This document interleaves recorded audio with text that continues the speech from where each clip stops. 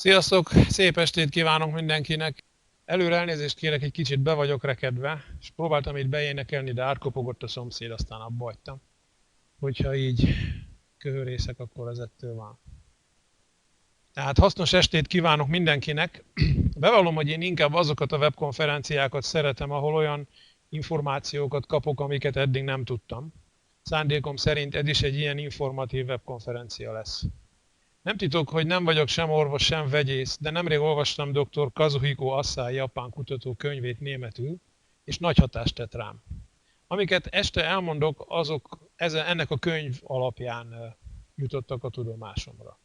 Aki elég jól beszél németül vagy angolul, javaslom, hogy szerezze be ezt a könyvet, és olvassa el. Más nyelven tudtommal nem adták ki. Az általunk olyan nagyra tartott Ganoderma gomba egyik alkotó részéről, a szerves germániumról van benne szó. Dr. Asai a 70-es évek óta tömény szerves germánium oldattal gyakorlatilag minden betegséget meggyógyított a körömgombától az agylobig. De haladjunk szépen sorjába. Tisztázzuk már itt az elején, hogy a germánium, mint elem, szerepel a Mendelejev-féle periódusos rendszerben, és se nem szerves, se nem szervetlen. Amikor szerves germániumról beszélünk, akkor már egy germánium vegyületről van szó. De erről majd később. Mendelejev még ekaszilícium néven vette fel a táblázatába, mert akkor még csak feltételezte ennek az elemnek a létezését. Csak 17 évvel később, 1886-ban fedezte fel Clemens Winkler német tudós, és ő nevezte el aztán germániumnak a Vaterland iránti tiszteletből. A felfedezése nem vert fel különösebben nagy port, csak egy újabb bizonyítéka volt Mendelejev elméletének, de amikor az elektronikai ipar fejlődésnek indult, észrevették az elem félvezető tulajdonságait. Félvezetők azok az anyagok, amik nem vezetik olyan jól az elektromosságot, mint a fémek, de szigetelő anyagként sem használható. A félvezetők legfontosabb tulajdonsága, hogy leadják az elektront és felveszik. Ez a tulajdonság teszi a germániumot alkalmassá tranzisztorok és diódák gyártására, és ez keltette fel dr. Asai érdeklődését a biológiai hasznosítása felé. De ki volt dr. Asai? Kedvem lenne azt mondani, hogy egy fantom, mert fényképet azt sehol nem találtam róla, pedig tűvé tettem érte a világhálót. Szóval ő 1907-ben született Mandzsúriában, ami akkor Japán megszállás alatt volt. Az első diplomáját 1932-ben szerezte a Tokiói Jogi Egyetemen, tehát ő jogi doktor. Aztán a sors Németországba vetette, ahol bányamérnöknek tanult, és csak a második világháború után tért vissza Japánba. Bányaipari kutatásokba kezdett, az volt a feladata, hogy talpra állítsa a japán szénbányászatot. Az egyik szénmintában mutatta ki először a germániumot, némelyik szénfajta elég nagy mennyiségben tartalmazza. Dr. Asai elmélete az volt, hogy a szénbe a növények testéből került, és nem a talajból. Talán még emlékeztek, az iskolában azt tanultuk, hogy a szén az elpusztult növények, fák testéből keletkezik. Ezt ellenőrizendő elkezdte a különböző növényeket vizsgálni, és azt tapasztalta, hogy azok a növények, amelyek a hagyományos kínai gyógyászatban nagy tiszteletnek örvendenek, igen magas koncentrációban tartalmazzák a germániumot. A teljesség igénye nélkül felraktam ide néhány ismertebb növény szerves germánium tartalmát. A ppm mértékegység az azt jelenti, hogy parts per millión, vagyis az egész 1 milliómod része. Az összefüggés egyértelmű lett a számára, és utána már csak röpke 10 év munkájára volt szükség, hogy a laboratóriumában maga is elő tudja állítani. Végül 1967. novemberében sikerült először szerves germániumot szintetizálnia. Ez volt a germánium karboxil etil szeszkviroxid, csak a rendkedvéért, és odaírtam a képletét is. A név rövidítve GS132. Dr. Asai szerint minden betegség oka visszavezethető oxigénhiányra. Vagyis ha végigmegyünk az ok-okozati láncon, eljutunk odáig, hogy kevés oxigén van jelen a sejt kifogástalan működéséhez. Ahhoz, hogy megértsük a szerves germánium működési elvét, ismernünk kell néhány alapvető folyamatot. A szervezet működéséhez szükséges energiát a táplálék elégetésével szerzi, ezt ugye tudjuk. Ennek során széndioxid és hidrogén szabadul fel. A széndioxidot kilélegezzük, a hidrogén pedig két-két oxigénatomot magához kapcsolva vízzé alakul, amit aztán a vesék kiválasztanak, vagy izzadság formájában távozik. A szervezet normális funkciói közben keletkeznek sok szabad vegyértékkel rendelkező, nagyon instabil és mérgező oxigénvegyületek is. Ezek nem teljesen haszontalanok és károsak, hiszen az immunrendszer sejtjei is ezeket használják arra, hogy a kórokozókat megsemmisítsék. Viszont ha túl sok keletkezik belőlük, a saját sejtjeink fehérjeit és nukleinsavait, például a sejtmag DNS-ét is képesek megtámadni, ami már bizony kárt okoz. Ezeknek a sok szabad gyökkel rendelkező vegyületeknek a semlegesítéséhez is extra oxigénre van szükség. Ebből is látható, hogy viszonylag sok helyen van szükség az oxigénre. Azonban sajnos a helytelen életmód, a helytelen táplálkozás is extra oxigént igényel, amit a szervezetünk kénytelen máshonnan elvonni. Olyan ez, mint amikor egy háztartásban egyre több elektromos fogyasztót kapcsolsz be. Egyre több áram kell, egyre jobban pörög a villanyóra. És amíg van elég áram, addig nincs is baj, de ha elkezdene esni a feszültség, pislognának a lámpák, nem hűtene rendesen a hűtőszekrény, és nem menne a mosógép. Ha a vérben bőségesen van oxigén, csökken a sűrűsége, egyébként már ezzel is csökken a magas vérnyomás, ezért a hajszálerekben jobban eljut a sejtekhez, ezáltal is javítja az oxigénellátásukat. Mik az oxigén hiány okai dr. Asai véleménye szerint? Az egyes az elsavasodás. A helytelen táplálék által okozott elsavasodás gyakorlatilag azt jelenti, hogy a vérben extra adag hidrogén ion kering, amit csak extra adag oxigénnel lehet onnan eltávolítani. A kettes az olyan táplálék fogyasztása, aminek a molekulái sok szabad vegyértékkel rendelkeznek.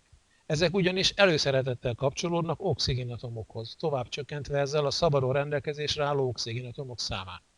Dr. Asai véleménye szerint a karcinogén, vagyis rákkeltő vegyületek és a sok szabad vegyértéket tartalmazó vegyületek egy és ugyanaz. A harmadik a stressz. Hans Seyle professzor megfigyelései szerint az állandó stressz olyan hormonokat termeltet a szervezettel, például adrenalin, amelyek szintén hozzájárulnak az elsavasodáshoz. Egereken végzett kísérletei bizonyították, hogy az állandó stresszben tartott állatok hamarosan megbetegedtek és elpusztultak. Amire dr. Asai készlete szerves germánium oldattal már komoly bajban volt. Ő ugyanis olyan súlyos reumában szenvedett, hogy addigra gyakorlatilag fekvőbeteggé vált. Az orvosai nem biztatták azzal, hogy az állapota javulni fog, ezért nem várt tovább, hanem saját magán próbálta ki, hogy a szerves germánium mire képes. A kezelés első néhány napjában csak enyhe javulást tapasztalt, de folytatta a kúrát. És a 10. napon fel tudott kelni, és egy rövid sétát tett a ház körül. Volt egy közelben lakó terapeuta ismerőse, aki akupunktúrával enyhítette időnként a fájdalmait. Ő volt az első külsős, aki tapasztalta, hogy ebből a modern orvostudomány által gyógyíthatatlannak tartott állapotból valaki néhány hét alatt teljesen felépüljön. És ő volt az első ember, aki a saját betegeinek is elkezdte adni a dr. Asaitól kapott szerves germánium oldatot nagy sikerrel.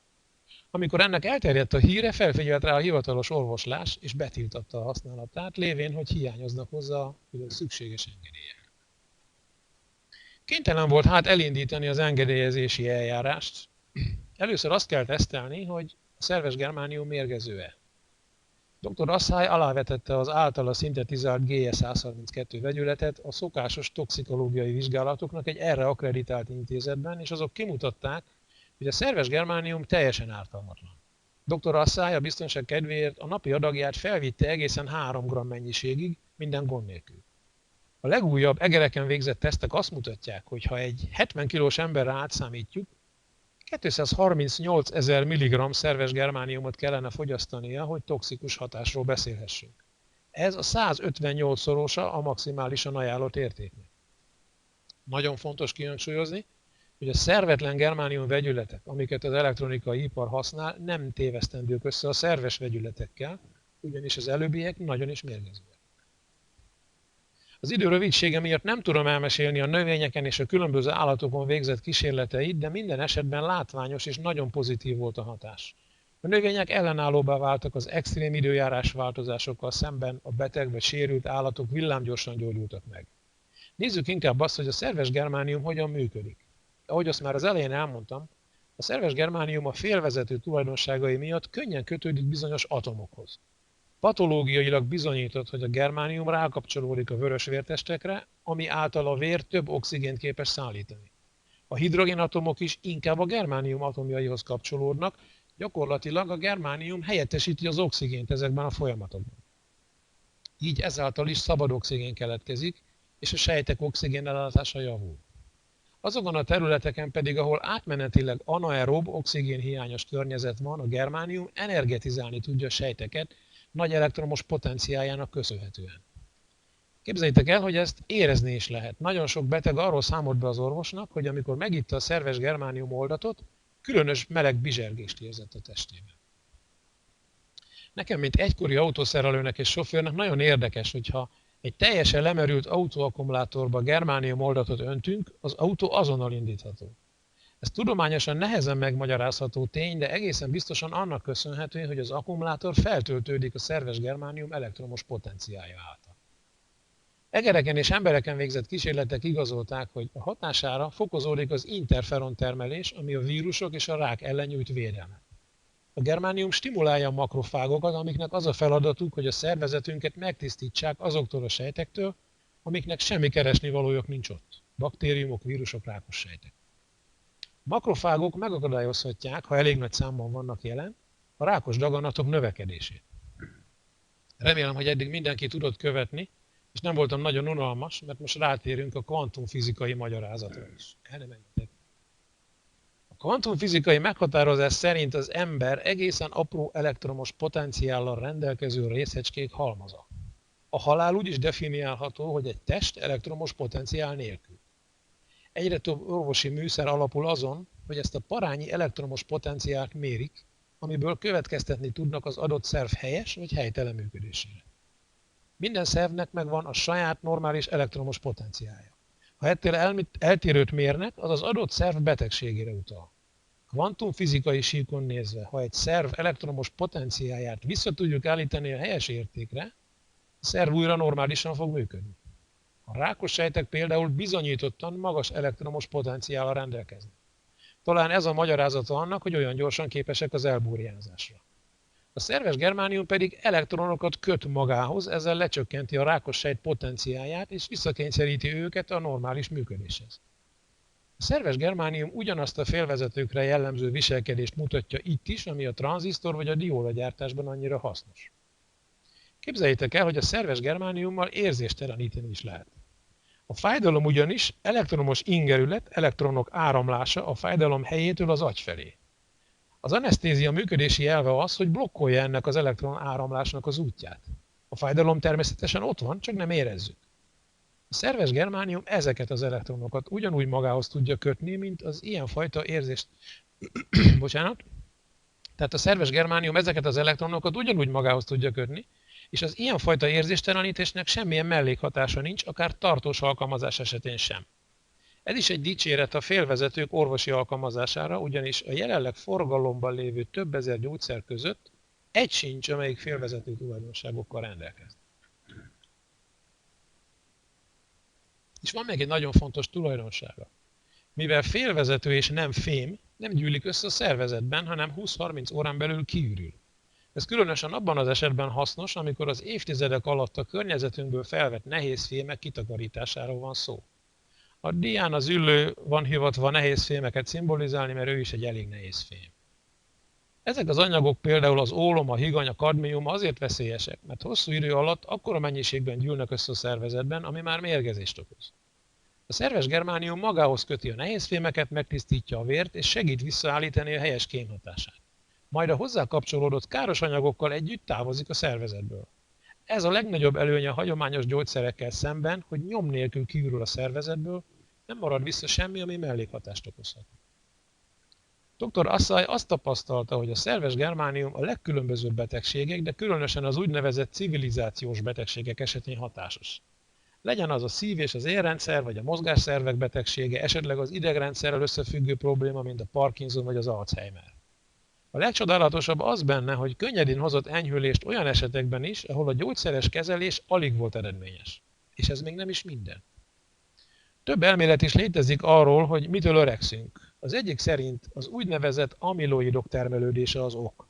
Ezek abnormálisan megváltozott, nem oldódó proteinláncok, amik a sejtek közötti térben raktározódnak, főleg a szívben és az agyban, és idővel egyre jobban akadályozzák a szervek helyes működését.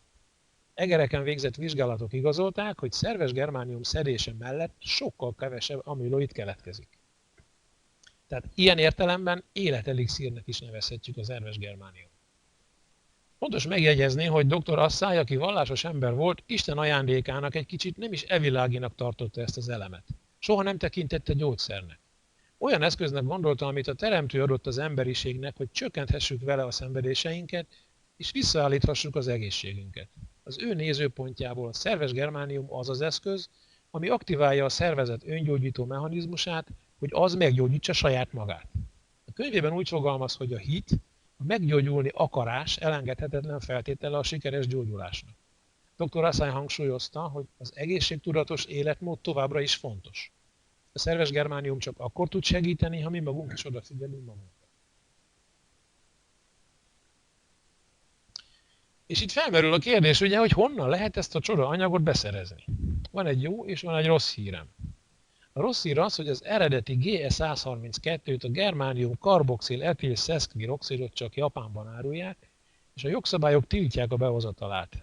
Egy ismerősöm kétszer próbálta meg behozni, és kétszer büntették meg 1500 euróra. Ez az anyag 42%-ban tartalmaz germániumot, és a táplálék kiegészítőkhöz sorolták. A japán honlap címét felírtam, ez a ge132asai.jp. A kép pedig onnan származik, tehát ilyen írásjelekre készüljetek, hogyha ezt az oldalt meg akarjátok látogatni.